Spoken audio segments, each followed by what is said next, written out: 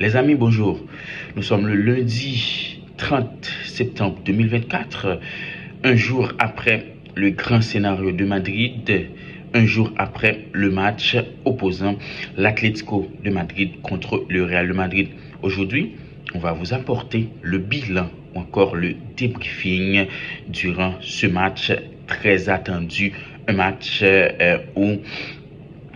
qui était vraiment important pour les deux équipes. Il faut dire que en samedi, le FC Barcelone a perdu contre Osasuna en déplacement 4-2 et le Real de Madrid était dans l'obligation de faire la victoire afin de mettre la pression sur le FC Barcelone. Real Madrid Atlético de Madrid, c'est un match vraiment disputé puisque c'est le derby de Madrid. C'est le match opposant les deux plus grands clubs de la capitale de l'Espagne. Un match vraiment disputé entre les deux équipes. Nous allons effectuer une petite pause. De retour, nous allons effectuer avec vous le bilan de ce match vraiment qui était pour plus d'un scénario de mauvais goût. Le Real de Madrid et l'Atlético n'ont pas réussi à se départager.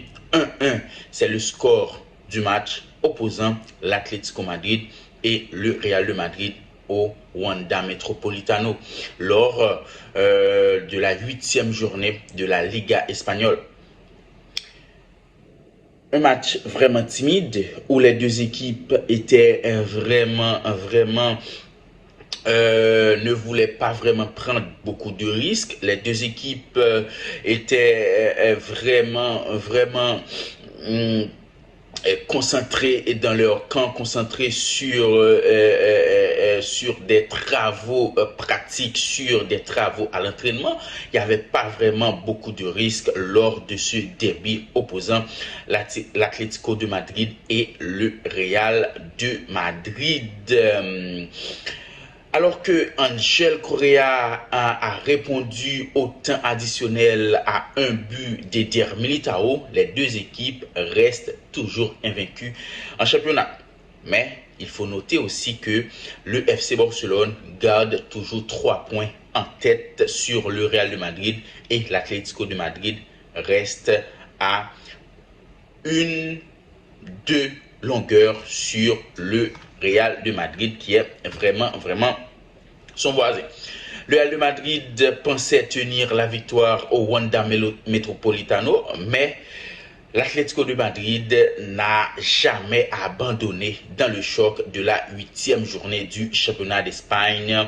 Les frères ennemis se sont neutralisés dans une rencontre vraiment brûlante où même les spectateurs ou encore les fans de l'Atlético de Madrid étaient vraiment chauds, où le match, l'arbitre était vraiment obligé de stopper le match pendant environ une quinzaine de minutes afin que le match puisse reprendre. Invaincu depuis invaincu depuis 40 matchs en Liga, le Real de Madrid poursuit sa folle série d'invincibilité, mais peu nourri de regrets. Car hier, jusqu'au temps additionnel, le Real de Madrid pensait gagner le match contre son rival, l'Atlético de Madrid. Les Blancos restent à 3 points du FC Barcelone, leader, mais vaincu sur la pelouse d'Osasuna samedi soir. Pour l'Atlético, leur légendaire abnégation continue de fonctionner pour rester le poil à gratter du champion en titre. Nous voulons parler du Real de Madrid. Ce n'était pas un scénario aussi dramatique que le 24 septembre 2023, mais un peu plus d'un an, le Real de Madrid ne parvient toujours à sortir gagnant de la pelouse de son grand rival madrilène, l'Atlético de Madrid. Comme dans toute rencontre, eh bien, le rencontre d'hier était vraiment disputée entre les fans de l'Atlético de Madrid et les joueurs du Real de Madrid, à savoir Courtois et pourquoi pas l'éternel Vinicius Junior qui était vraiment au centre des débats hier au Wanda Metropolitano.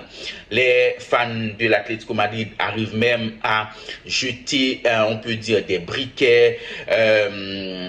Y a des journaux qui déclarent qu'il y avait même des jets d'armes blanches sur la pelouse, mais le match était quand même terminé. Eh bien, sans Kylian Mbappé, blessé et carrément est invité à ne pas prendre dans les tribunes du Wanda Metropolitano, le Real de Madrid a débuté le match avec vraiment une intensité on peut dire acceptable. Eh bien, cela dit que la solidité de l'Atlético de Madrid s'est confirmée avec une maigre frappe de Jude Bellingham bloquée par Jan Oblak à la 35e minute de jeu au cours d'une première période triste en termes d'occasion de but.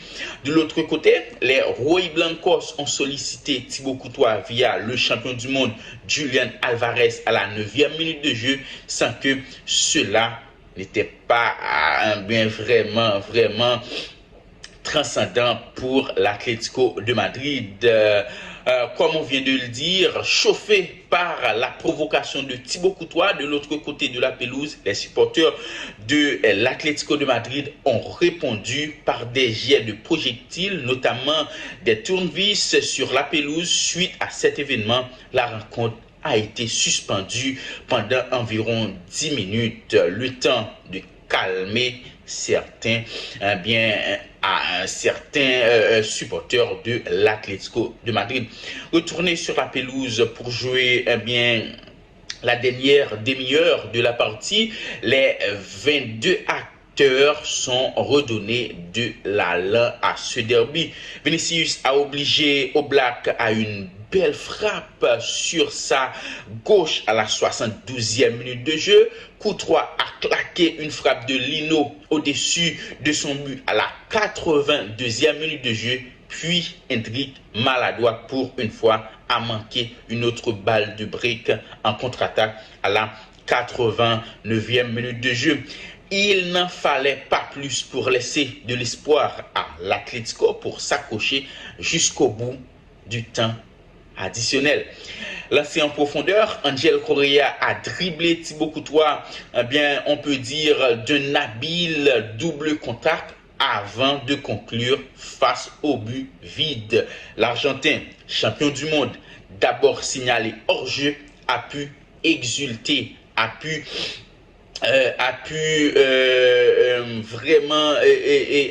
vraiment joyeux après la validation de son but grâce à la VAR.